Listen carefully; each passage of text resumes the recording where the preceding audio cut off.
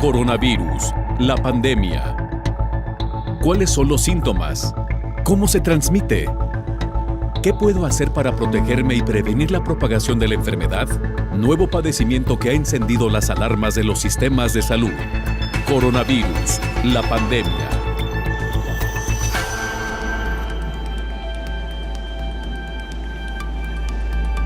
Qué gusto saludarle en este programa especial de Coronavirus, la pandemia. Le recordamos que este programa es una producción de la Universidad de Guadalajara que se transmite desde el foro de Canal 44 y que llega a México y América Latina gracias a la señal de las televisoras públicas que se suman a esta emisión. Le recordamos también las formas de hacer contacto, @Canal 44 TV en Twitter y Facebook. Nos puede mandar mensajes a través del WhatsApp en el 33 22 42 06 90. Hoy hablaremos de los dispositivos digitales creados, exprofeso, o que han sido utilizados en medio de esta pandemia de COVID-19. En Italia, por ejemplo, monitorean la salud de los pacientes con COVID mediante la aplicación AppDocDot del Centro Internacional Radiomédico. Le contaremos de qué se trata. También le diremos que la pandemia COVID-19 impulsó el uso de las nuevas tecnologías por parte de los profesionales de la salud. Israel, por cierto, y en otra información, comenzó ya a vacunar a la población de entre 12 y 15 años de edad que pudieran desarrollar síntomas graves de COVID. Será con la vacuna de la farmacéutica Pfizer, mientras que turistas señalan que faltan controles para la comprobación del certificado digital en las fronteras europeas. Todo esto y mucho más se lo estaremos contando a lo largo del programa. Por supuesto, el ejemplo más claro del uso de la tecnología en el combate a la pandemia han sido las vacunas creadas con una nueva plataforma, una plataforma novedosa, y por supuesto también la manera en que se ha estado atendiendo a los pacientes a distancia a través, por supuesto, de todas estas aplicaciones que hoy por hoy han ayudado a que no se tenga este contacto persona a persona, pero que sí se tenga la atención médica. Así que bueno, vayamos mejor con nuestra compañera Isaura López Villalobos para que sea ella quien nos ponga en contexto. Tener un corazón, un riñón o un pulmón en la palma de la mano es ya una realidad y a la vez salvar muchas vidas. Aunque la ciencia médica avanza a pasos agigantados, aún es lento el proceso de inversión por parte de las naciones para fortalecer la inteligencia artificial en el sistema mundial de salud. En este transcurso de la pandemia COVID-19 ha surgido una serie de dispositivos tecnológicos y software para combatir al virus SARS-CoV-2, tanto en lo personal, hospitalario, laboratorios y comunidad. Entre estos destacan los cubrebocas, aparatos para identificar el virus, purificadores de aire, lámparas de desinfección, apps, impresoras 3D y ventiladores, por mencionar algunos. En un Expo Internacional de Tecnología se presentó un purificador de aire personal portátil, el cual elimina el 99% de las sustancias peligrosas en el aire, entre ellas COVID-19. Un casco facial fue hecho para mantener el distanciamiento social y purifica el aire personal, así como un cubrebocas con un sensor para identificar la necesidad de respiración del usuario y el tiempo de uso y cuando es tiempo también de cambiar el filtro. En la emergencia sanitaria ha escaseado camas hospitalarias, ventiladores, insumos y todo tipo de recursos que el personal sanitario requiere. De ahí también que surgen nuevas tecnologías como son camas hospitalarias, aparatos respiratorios, rayos X, telemedicina y principalmente los tests para identificar el virus. Los tests basados en inteligencia artificial son similares a un alcoholímetro a fin de detectar a través del aire exhalado la presencia de coronavirus en una persona. En tiempo no de pandemia, la inteligencia artificial ayuda a combatir una serie de virus que ocasiona graves enfermedades y que resulta de urgencia prevenir y diagnosticar a tiempo. En esta lucha que el mundo sostiene con la COVID-19, es urgente invertir en el sistema de salud para asegurar el control rápido de próximas pandemias, sobre todo garantizar la salud de la población. Informó Isaura López Villalobos. Vamos a Europa para que nuestro compañero Roberto Castañares, corresponsal de la agencia EFE, nos presente el informe más reciente, el informe diario de la Organización Mundial de la Salud. Roberto, te escuchamos. Qué gusto, adelante. Hola, ¿qué tal? Buenos días, Belén. Buenos días a todo el auditorio de Canal 44. Llegamos al fin de semana, el 2 de julio, año y medio ya desde que comenzó la pandemia de coronavirus, y lo hacemos con 185 millones de personas en todo el mundo que se han contagiado con el SARS-CoV-2 y sus variantes, y de ellas 4 millones han fallecido. Por regiones, la que está en un alza de contagios evidente es África, que ha registrado en los últimos días sus peores cifras desde el inicio de la pandemia. Son ya, en este caso, 7 semanas consecutivas de aumentos desde el comienzo de una tercera ola en ese continente dominada por la variante Delta. Países como Kenia, Mozambique, Namibia o Uganda manejan datos que confirman que la situación ahora es más severa que lo vivido anteriormente con la COVID. Además, esta tercera ola se ve agravada por la escasez de vacunas en ese continente, a donde han llegado hasta el momento poco más de 70 millones de dosis y se han administrado 53 millones. Esto supone que solo un 1,19% de la población africana, y hablamos de unos 1.300 millones de habitantes, ha recibido la pauta de vacunación completa. COVAX, el programa impulsado por la Organización Mundial de la Salud para garantizar un acceso global y equitativo a los fármacos, que supone la principal fuente de vacunas para África, pretende suministrar 520 millones de dosis este mismo año a los países de ese continente. Y por otro lado, ante el avance de la vacunación en las zonas más ricas del mundo, la OMS considera que es arriesgado que los países con altas tasas de inmunización regresen de forma rápida a la normalidad, tal y como está ocurriendo. El peligro está en que aún se desconoce la eficacia de los fármacos en la prevención de infecciones, por lo que los inmunizados pueden todavía correr ciertos riesgos, especialmente el de transmitir el virus a otras personas que aún no están vacunadas.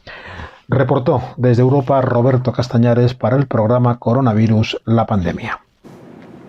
Muchas gracias, Roberto, por esta actualización. Y mire, hemos hablado en reiteradas ocasiones también de cómo esta nueva tecnología, y es justo el tema que hoy estamos abordando en este espacio, nos ha ayudado en medio de esta pandemia desde todos los ámbitos, la consulta médica a través de las diferentes plataformas electrónicas, pero también el desarrollo de nuevos instrumentos que ha permitido la atención de los pacientes graves con COVID-19 sin que muchas veces se tuviera las herramientas habituales para la atención de estos pacientes. Así que de todo esto estaremos hablando a lo largo del programa. Mientras tanto, vamos con nuestra compañera Elizabeth Ortiz porque aumenta el número de pacientes atendidos en clínicas virtuales.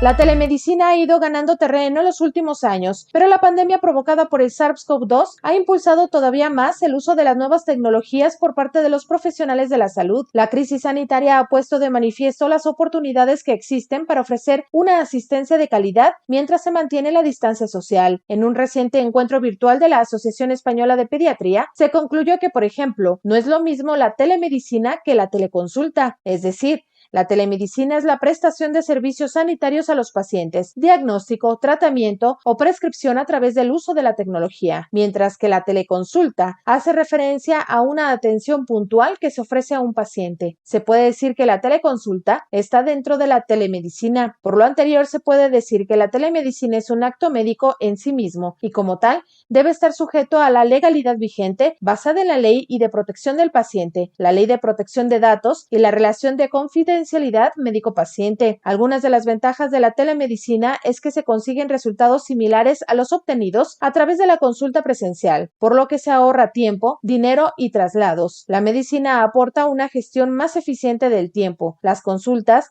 son más cortas y concisas, de modo que se invierte el tiempo de manera más eficiente, tanto para el paciente como para el profesional sanitario. Además, los pacientes se dijeron satisfechos con este tipo de consultas, que no solo les ahorra tiempo y desplazamientos, sino que les permiten cierto control de la situación al realizarse en ambientes más amigables, informó Rocío López Fonseca. Y mire, hoy nos amanecíamos con una noticia que da a conocer el laboratorio que fabrica la vacuna contra COVID-19. Nos referimos a Pfizer, quien está anunciando que se podría necesitar de una tercera dosis para lograr una adecuada inmunización de los pacientes. Pfizer reconoció este jueves, más que de los pacientes, de las personas que se están protegiendo contra COVID-19. Pfizer reconoció el jueves que su vacuna contra COVID-19, basada en la tecnología ARN mensajero, pierde efectividad en un plazo de 6 meses, según estudios, por lo que quizás sea necesario una tercera dosis de refuerzo para las personas que ya fueron inoculadas con este biológico. Por lo tanto, la farmacéutica solicitará la autorización de los reguladores de Estados Unidos para una tercera dosis, ya que, según la farmacéutica, otra inyección en un plazo de 12 meses podría aumentar drásticamente la inmunidad y tal vez podría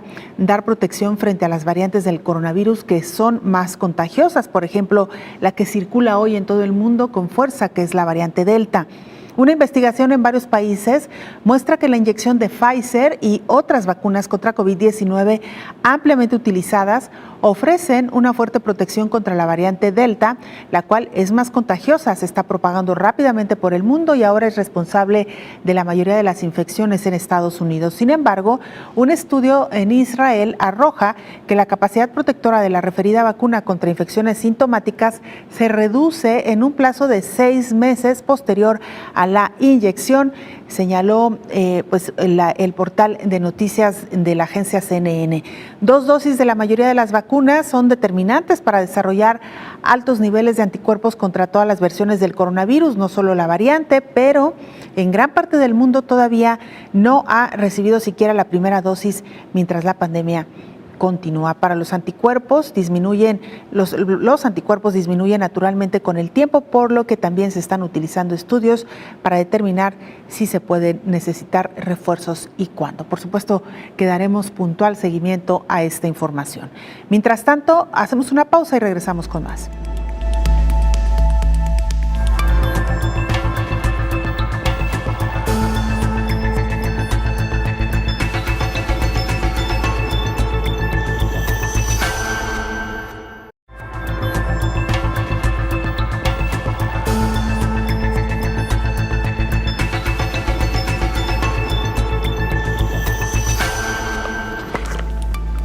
Estamos de regreso en este programa especial de coronavirus, la pandemia. Y mira, en México aumentó 30% el costo de atención de pacientes COVID, de acuerdo a las aseguradoras.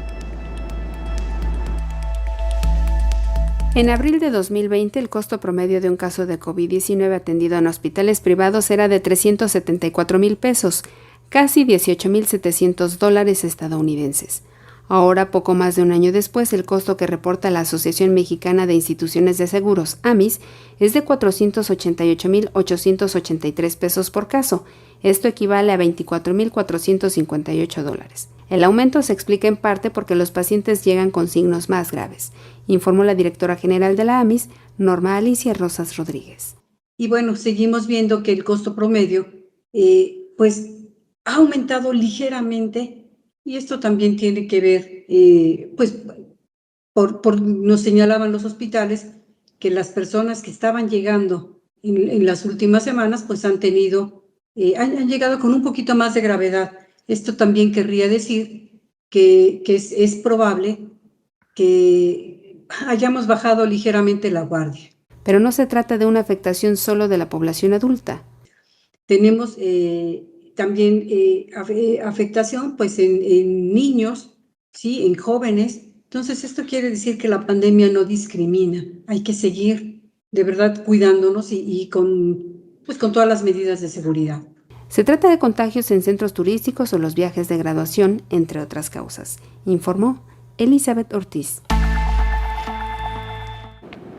Me da mucho gusto saludar en esta mesa de trabajo, como todos los días, al infectólogo Héctor Raúl Pérez Gómez. Doctor, bienvenido. Querida Belén, buen día, qué gusto saludarte. Igualmente, doctor, hoy vamos a hablar sobre la tecnología que ha sido sin duda alguna clave e importante para hacer frente a esta pandemia. Doctor, al final sí que hemos regularmente transmitido pues estas malas noticias de cómo avanza la pandemia cada vez más, pero también es verdad que representó un reto en todos los ámbitos y ante este reto hubo buenas respuestas, buenas reacciones a través de la tecnología, doctor. Sí, Belén, indudablemente la tecnología aplicó positivamente en la atención a la pandemia directamente desde el punto de vista salud, pero no se diga la importancia que ha tenido la tecnología en otros factores que fueron impactados por la pandemia de COVID-19, como el caso de la educación, en donde sabemos la mayor parte de los países tuvieron que implementar métodos de educación, mecanismos para no cortar esa parte tan importante del desarrollo social a través de plataformas. Luego también lo importante que ha sido para que el desarrollo económico esté, digamos, en cuanto al grave impacto que ha tenido, pues amortiguado cuando la aplicación de las tecnologías ha permitido el que continúen actividades comerciales, por ejemplo. Y qué decir ya específicamente en el aspecto salud, de todos los momentos de la atención a la salud, que son el momento de la prevención, del diagnóstico oportuno de la enfermedad, de la atención directamente al enfermo y pues todo lo relacionado a recuperación. A través de la tecnología, los expertos de diversas áreas han dirigido a la población información oportuna de cómo prevenir la enfermedad, de cómo recuperarse y rehabilitarse respecto de la enfermedad, pero también otros factores tan significativos como lo fueron o lo han sido la atención a la salud mental individual y colectiva. Y ahí la tecnología ha jugado un papel fundamental. En cuántos momentos a través de consejería, incluso de terapia psicológica, se ha podido atender a esa parte tan impactada de la salud individual y de la población. Y por otro lado, Belén, bueno, ya específicamente en el campo de la salud, pues recordemos que fue la tecnología la que dio a lugar el lograr tener muy pronto la identificación de este nuevo patógeno, de este nuevo virus. Ha sido a través de la tecnología que se han identificado las mutaciones y por lo tanto las variantes implicadas a lo largo de la pandemia, de las que hemos hablado en tantas ocasiones. Han sido precisamente las tecnologías las que han permitido el desarrollo de vacunas. Esto es parte de la tecnología, es la biotecnología para lograr el desarrollo de vacunas que tanto han sido de utilidad en la población. Y finalmente, bueno, tenemos ensayos clínicos de medicamentos que también a través de la biotecnología se han desarrollado, aunque estamos en espera de resultados, ¿no? Claro, doctor. ¿Cuánto tiempo ha pasado y cuántas personas se han involucrado precisamente en el desarrollo de estos instrumentos que hoy por hoy nos permite conocer más a fondo lo que sucede en el organismo humano, desde, supongo, los primeros laboratorios con microscopios, claro. Y pues todo esto que de alguna manera muy rudimentaria se fue conociendo y que fueron las bases, doctor, para que posteriormente hoy con equipo mucho más sofisticado se pueda hacer más preciso en lo que se está estudiando. Sí, definitivamente. Todo eso ha sido la tecnología. El mundo actual en todos los aspectos no se puede entender sin la innovación, sin la tecnología, y particularmente la innovación, ¿no? Que es precisamente poner al servicio de las necesidades sociales tanto la ciencia como la tecnología. Cuando tú traduces ciencia y tecnología a la atención de las necesidades sociales apremiantes o las importantes para el desarrollo, ahí estás hablando de innovación, y hoy el mundo no se puede entender sin la innovación, precisamente. Claro. Doctor, y de alguna manera usted ya lo mencionaba al inicio de su explicación, cómo también esta tecnología ayudó al personal médico a reducir, aunque sea en una mínima parte, el riesgo de estar en contacto con los pacientes infectados por el virus SARS-CoV-2. Hemos visto algunas piezas muy interesantes que han llamado nuestra atención, sobre todo en otros países. Nos referimos a Japón, China incluso, que desarrollaron pues toda esta robótica para auxiliar al personal de la salud en la atención de los pacientes con COVID. Y los veíamos por ahí, estos robots incluso pues moviendo algunos aparatos o dando la atención directa a los pacientes, doctor. Sí, o por lo menos auxiliando, coadyuvando con muchos de los momentos asistenciales. Y bueno, también, ¿qué decir, Belén, de la tecnología aplicada al momento de gravedad o de estado crítico de un determinado paciente, ¿no? Se desarrollaron nuevos mecanismos de ventilación asistida. Belén, se desarrollaron mecanismos o se perfeccionaron mecanismos que antes, si bien algunos ahí estaban, pero ahora fueron perfeccionados y aplicados y publicados en bien de la atención a la enfermedad, pero que van a quedarse ya para la atención de otras enfermedades respiratorias, ¿no? Teníamos muy claro el apoyo a los pacientes con oxígeno suplementario, etcétera, pero surgieron, por ejemplo, metodologías de asistencia ventilatoria a través de mascarillas aplicadas a presión positiva permanente o al final de la expiración.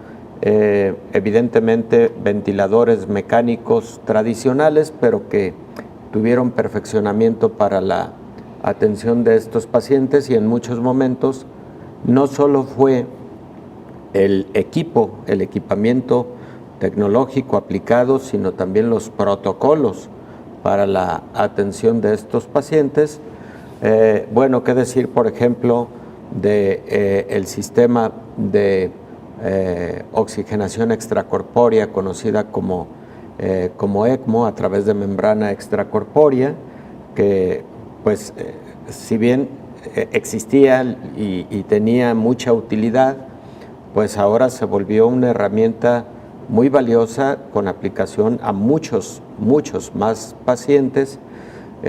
Y por otro lado, pues los mecanismos de monitoreo en el paciente crítico, que de igual manera fueron perfeccionados, tuvieron más aplicación y se lograron mucha más experiencia en los protocolos clínicos de atención a través de estos equipos sofisticados.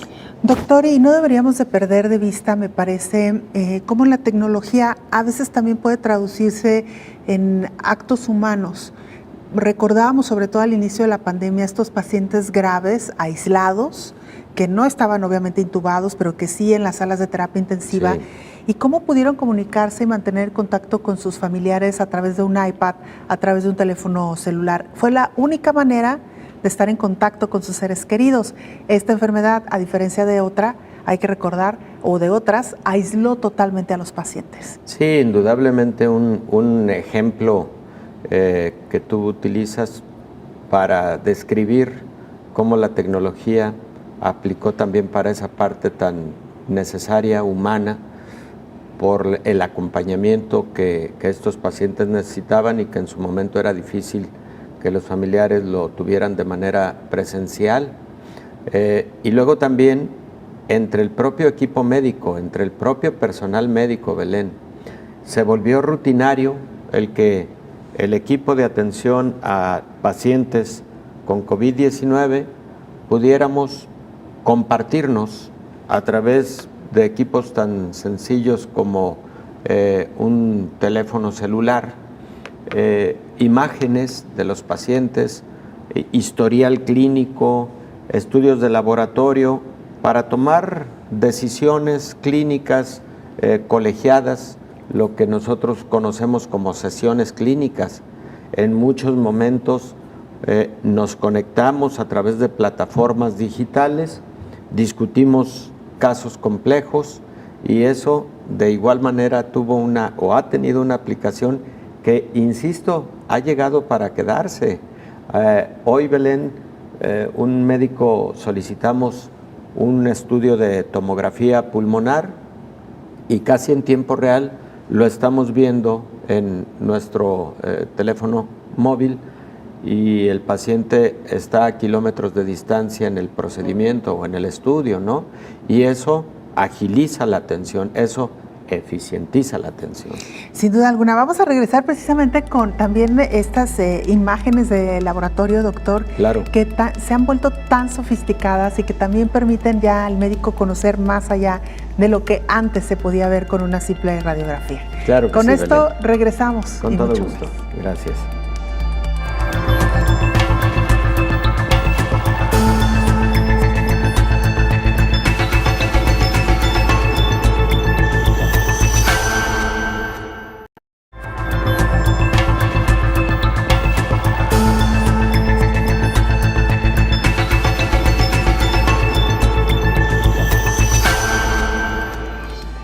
Estamos de regreso con el infectólogo Héctor Raúl Pérez Gómez. Doctor, hablábamos ya también de cómo se ha sofisticado estos aparatos para realizar cada vez tomografías más sofisticadas, pero en general, doctor, la medicina vaya que ha avanzado muy de la mano con la tecnología. Sí, afortunadamente, Belén, y hemos echado mano de todos esos avances tecnológicos para la mejor atención de nuestros pacientes con COVID, y de igual manera esto nos ha dejado grandes enseñanzas para la atención de otros pacientes con enfermedades respiratorias. Muchos de estos métodos de diagnóstico llegan para quedarse, llegan para seguirse utilizando. Los protocolos que se aplican para su realización han llegado para quedarse, Belén, y por otro lado, creo que la tecnología en la atención al COVID, tanto desde el punto de vista clínico como desde el punto de vista epidemiológico, ha marcado la gran diferencia entre los países. A ver, es muy probable, y esos aspectos se pueden estudiar con detalle, que los países con mayor tecnología en general, con mayor innovación en general, etcétera, hayan tenido menos impacto de la pandemia, tanto desde el punto de vista epidemiológico como desde el punto de vista de la gravedad y letalidad de la enfermedad. Estos se conocen como determinantes sociales de la salud pública, y en la actualidad, dentro de esos determinantes sociales que son precisamente sociales y económicos, está la disponibilidad de ciencia y tecnología para la atención de necesidades que tiene la población, lo cual conocemos como innovación. No es lo mismo tener suficientes ventiladores y monitores que no tenerlos, sobre todo en épocas de pandemia. Entonces, para mí, esa sería una reflexión fundamental. Claro, doctor, y también la gran lección de que los países no se pueden alejar de la inversión del apoyo a la tecnología, por supuesto a los nuevos creadores, a quienes están investigando, porque en momentos como este se vuelven indispensables. Definitivamente, Belén. Doctor, bien dicho. Como siempre, muchísimas gracias por habernos acompañado. Gracias a ti, Belén, es un gusto siempre. Que tenga muy buen día, doctor. Buen día. Gracias. Es el infectólogo Héctor Raúl Pérez Gómez. Bueno, nosotros continuamos con más información. Israel comenzó ya a vacunar a adolescentes con la vacuna de la farmacéutica Pfizer. Israel comenzó ya a vacunar a niños de 12 a 15 años que pudieran desarrollar síntomas graves de coronavirus. El biológico que se está inoculando es el de Pfizer, que se ha comprobado es seguro para usar en personas más jóvenes. La semana pasada, Israel levantó casi todas las restricciones pandémicas, incluido el uso del certificado de vacunación, conocido como pase verde, que solo permitía a las personas vacunadas acceder a lugares públicos. La rápida campaña de vacunación de Israel lo ha convertido en uno de los pocos países capaces de volver a gran parte de su rutina anterior a la pandemia. Israel cuenta con 9.3 millones de habitantes y hasta el momento se ha vacunado al 63.03% de su población con al menos una dosis contra la COVID-19 y el 59.35% de la población con esquemas completos.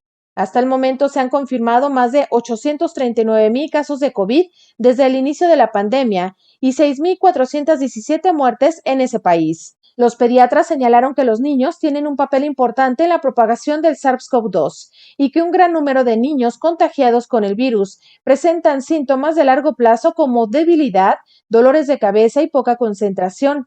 Otra razón que dieron los especialistas en infantes para vacunar a los niños es el significativo daño psicosocial que puede causar a los menores debido al cierre del sistema educativo nacional durante la pandemia, informó Rocío López Fonseca.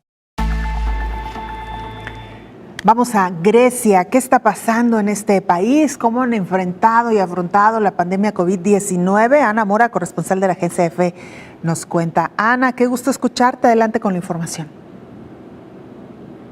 Hola, ¿qué tal? Buenos días, Belén. Buenos días a todo el auditorio de Canal 44. El número de contagios en Grecia está aumentando notablemente. Este martes se registraron casi 1.800 casos de coronavirus, una cifra que no se veía desde principios de junio y que prácticamente triplica a la misma de hace una semana. El gobierno cree que esta subida se debe sobre todo a la propagación de la variante Delta, especialmente contagiosa, y al mayor contacto social. Destacan brotes surgidos en fiestas en bares de playa de Atenas, donde hubo aglomeraciones de al menos 100 jóvenes se han contagiado. A pesar de la tendencia al alza en los contagios, los fallecidos y pacientes intubados siguen estables y bastante bajos. La edad media de los contagiados ha bajado a los 27 años y ayer solo hubo 8 muertos por coronavirus en toda Grecia. Frente a la subida, de momento, solo se ha obligado a toda la hostelería a atender a clientes exclusivamente sentados en mesas. Quien no cumpla se enfrenta a multas de miles de euros e incluso a la pérdida de su licencia si reincide. Además, los expertos están valorando otras medidas como volver a hacer obligatorio el uso de mascarilla en todo momento, ya que ahora mismo solo se requiere en espacios públicos cerrados y en el exterior si hay aglomeraciones. El gobierno está haciendo un constante llamamiento a la vacunación, con el foco puesto en los jóvenes, pues son los más afectados por la variante Delta. El objetivo es llegar a otoño con un muro de inmunidad de al menos el 70% de la población para no afectar a la apertura de clases o incluso llevar a otro confinamiento tras el verano, como ocurrió el año pasado. Con este objetivo, a partir de la próxima semana se empezará a dar cita para la vacunación a las personas de 15 a 17 años y el Gobierno ofrece un incentivo de 150 euros a los jóvenes de 18 a 25 que se vacunen con al menos una dosis y podrán gastar en viajes y cultura. Hasta hoy, Grecia ha realizado cerca de 8.900.000 vacunaciones. Casi la mitad de los griegos ha recibido una dosis y el 40,5% ya tiene la pauta completa. En toda la pandemia, casi 13.000 personas han muerto y más de 429.000 se han contagiado de coronavirus. Reportó desde Grecia Ana Mora Segura para el programa Coronavirus, la pandemia.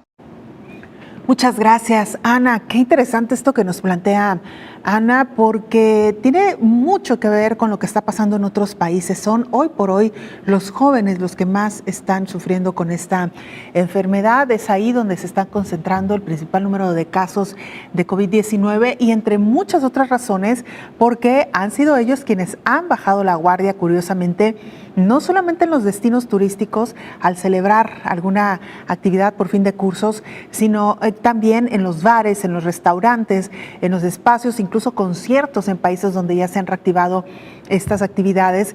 Y bueno, pues es ahí donde hoy por hoy el COVID-19 está haciendo su pues peor mella. Hay que decir también que es este grupo poblacional el que se ha resistido con mayor fuerza a vacunarse. Es por eso que hoy por hoy en muchos países el llamado a los jóvenes es a vacunarse primero, pero también, por supuesto, a cuidarse. Esta pandemia no se ha terminado, está muy presente la variante Delta que ya está recorriendo varios países e insistimos, está encontrando a su principal huésped en los jóvenes. Atención con esto que nos han venido reportando desde diferentes partes del mundo y que finalmente coinciden con esta información.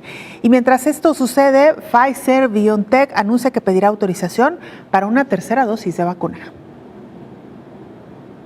Los laboratorios Pfizer y BioNTech anunciaron en conjunto el jueves que buscarán autorización de las agencias reguladoras de Estados Unidos y Europa para una tercera dosis de su vacuna contra el COVID-19. El anuncio se produce luego de que una prueba en desarrollo mostró que la tercera dosis incrementa los niveles de anticuerpos de 5 a 10 veces más en contra de la cepa original del virus SARS-CoV-2 y de su variante beta hallada por primera vez en Sudáfrica. Las dos empresas consideran que la tercera dosis actuará de manera similar ante la variante Delta, altamente contagiosa y que se está convirtiendo en dominante a nivel mundial. Además, están desarrollando una vacuna específica para esta variante detectada por primera vez en la India, y las primeras muestras están siendo fabricadas en las instalaciones de BioNTech en Alemania. Ambos laboratorios estiman que los estudios clínicos empezarán en agosto, sujeto a la aprobación de los agentes reguladores. Y la Organización Mundial de la Salud advierte contra el levantamiento de barreras anti-COVID. Johnson levantará medidas barrera contra la COVID el día 19 mientras se disparan las infecciones por la variante Delta. El primer ministro británico Boris Johnson ha decidido el fin de las restricciones preventivas contra el coronavirus en el Reino Unido. Adiós a las recomendaciones de distanciamiento social y al uso de mascarillas, algo que alarma al responsable de emergencias de la OMS. Pediría extrema precaución en el levantamiento completo de las medidas públicas y sociales en este momento porque eso tiene consecuencias. La Organización Mundial de la Salud insiste en que la pandemia está lejos de terminar y que ya han muerto más de 4 millones de personas por infecciones de COVID-19. Muchas de las naciones más ricas con sólidos programas de vacunación se preparan para abrirse, pero muchas otras siguen luchando contra las infecciones. Los países de toda la región de Asia-Pacífico, desde Corea del Sur hasta Australia, se han visto afectados por un aumento de las oleadas encabezadas por la variante Delta. Indonesia se ha convertido en un punto de emergencia mundial, con hospitales que tienen que rechazar pacientes y más de 1.000 muertes registradas en 24 horas. Vamos ahora a Guatemala también para saber qué está ocurriendo. Ahí es nuestro compañero Javier Corleto, jefe de TV USAC en Guatemala, quien nos informa. Javier, qué gusto escucharte. Adelante con el reporte.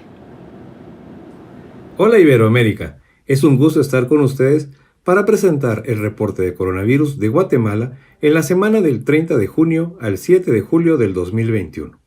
Los datos son los siguientes.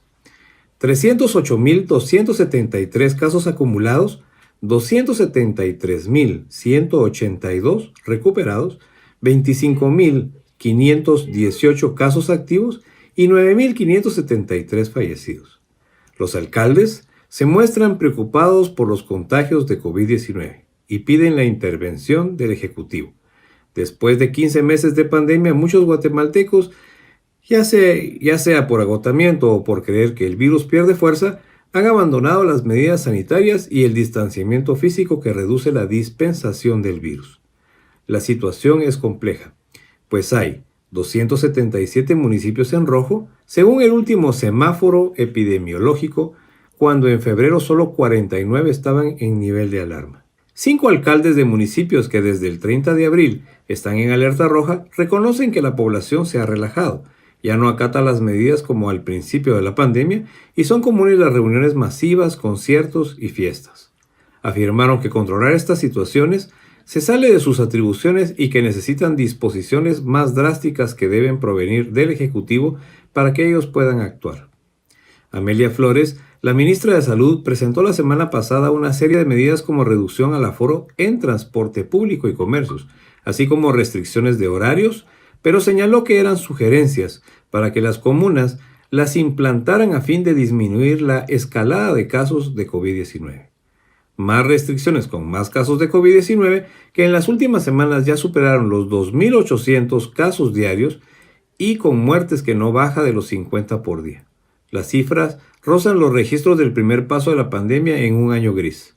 Ante esta situación, se necesitan medidas contundentes como declarar un estado de calamidad y priorizar acciones epidemiológicas enfocadas a bajar la transmisión, disminuir la movilidad, confinamientos, promover el diagnóstico y seguimiento de casos. Rusia dice que la producción local de Sputnik V podría satisfacer la demanda de Guatemala y también defiende la confidencialidad de contrato.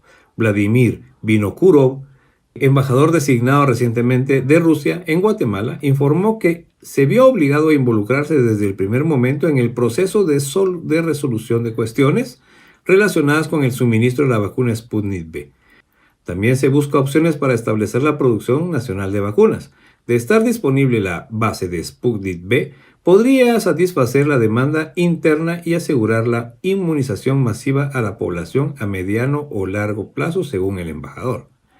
Esta semana se inició con la vacunación de los maestros en la Universidad de San Carlos de Guatemala y se está realizando esta vacunación por medio del Instituto Guatemalteco de Seguridad Social.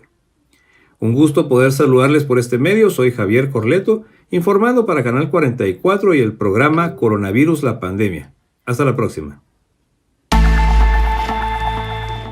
Muchas gracias, Javier, y por supuesto un abrazo, un saludo a nuestros hermanos guatemaltecos. Vamos a la pausa, regresamos con más.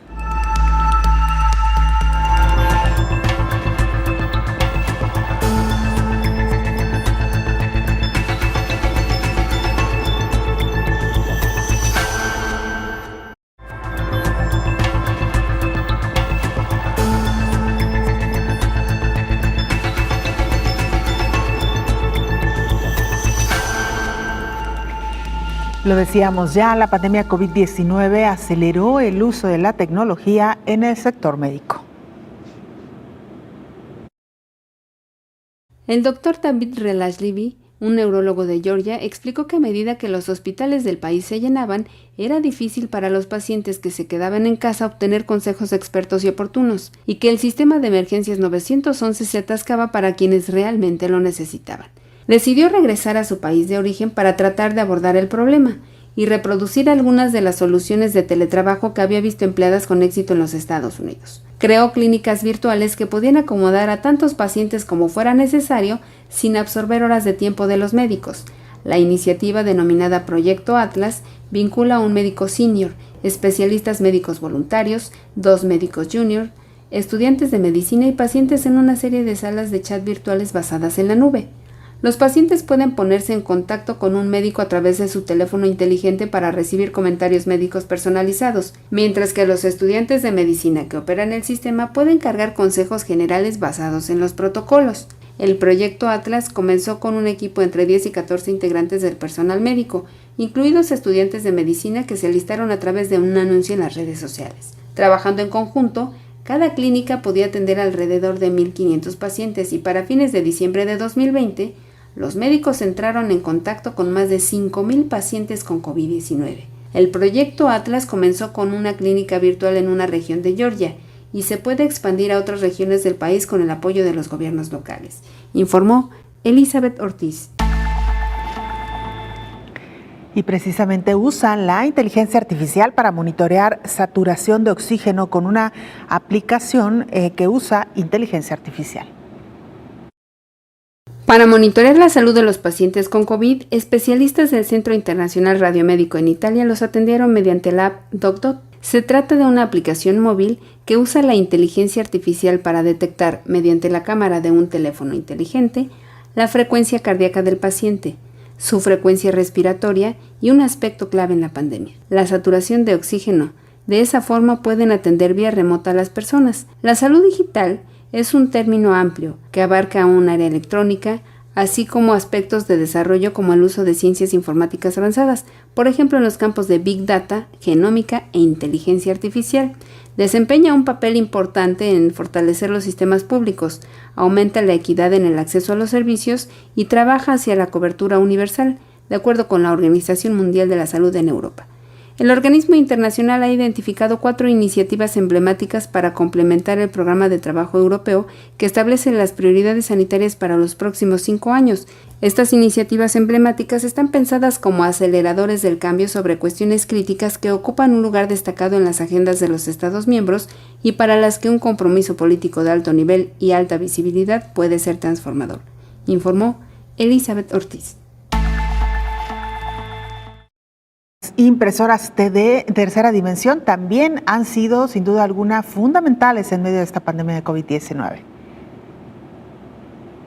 Desde antes de la llegada del SARS-CoV-2, la industria de la medicina y la tecnología para su uso médico ya era una realidad, como la impresión 3D, que ya se usaba para crear, por ejemplo, prótesis. La impresión 3D se refiere a un conjunto de técnicas que permiten la fabricación de productos por un proceso de depósito de materiales capa a capa, denominado fabricación aditiva. Este tipo de herramientas ha demostrado una gran versatilidad en el diseño de productos y una mayor rapidez en la fabricación a un menor precio.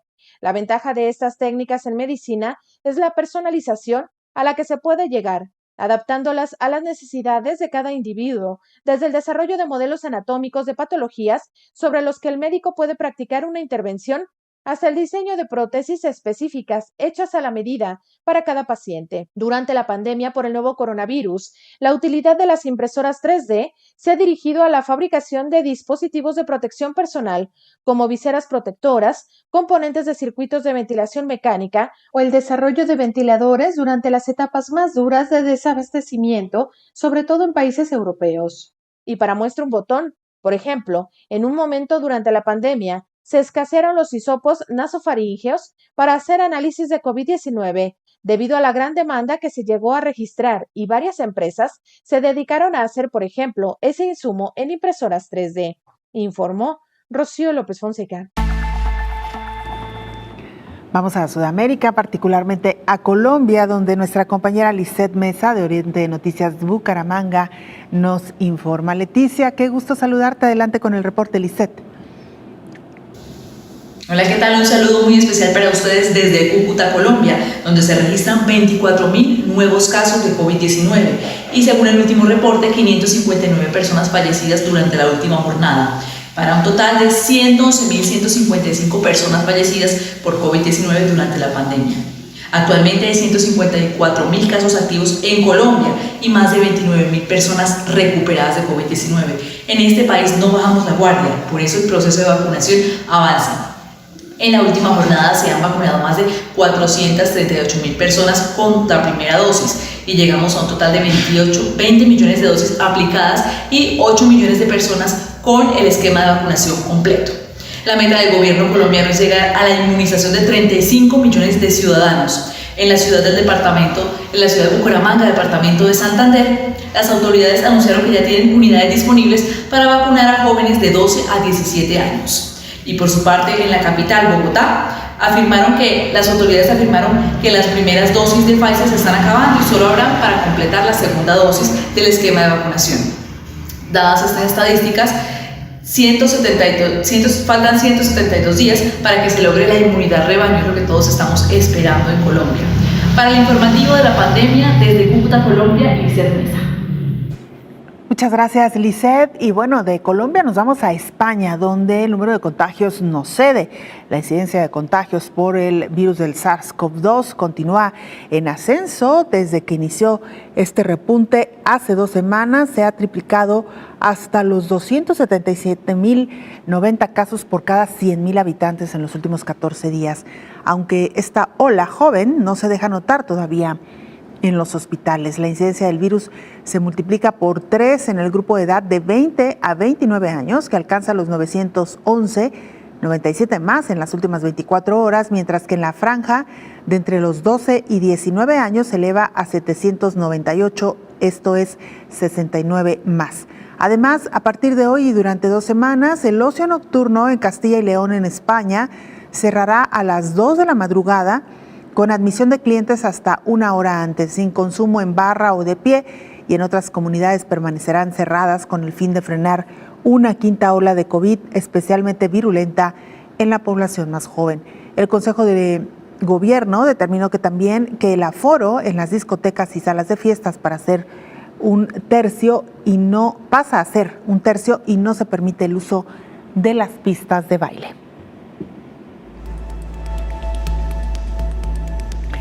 Y mira, están denunciando que faltan controles eficaces en las fronteras entre los países europeos. Desde el 1 de julio se puede viajar entre Estados miembros con el certificado digital COVID de la Unión Europea.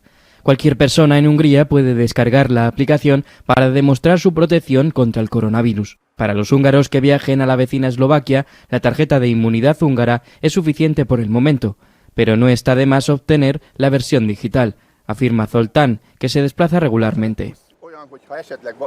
Es un plus, así que si hay alguien que pueda molestarse, puedo coger el teléfono y ahí está. Y entonces no hay problema porque se pone algo y luego se comprueba que todo está bien.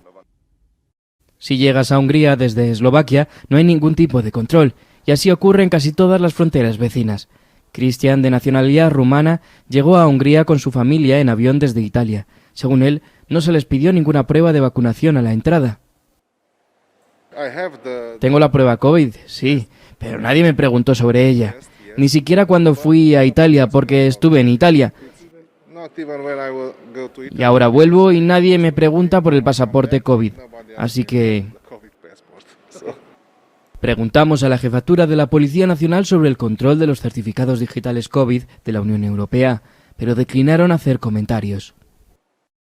Bueno, pues así la historia entre estos países europeos. Por supuesto que hemos insistido en la necesidad de que se apliquen estos controles para evitar la propagación en un continente como Europa, donde la movilidad entre los países miembros es muy alta. Nos vamos. Muchas gracias por habernos acompañado. Que tenga un excelente fin de semana. Les recordamos que el fin de semana también tenemos programa especial de coronavirus, la pandemia. Hasta entonces.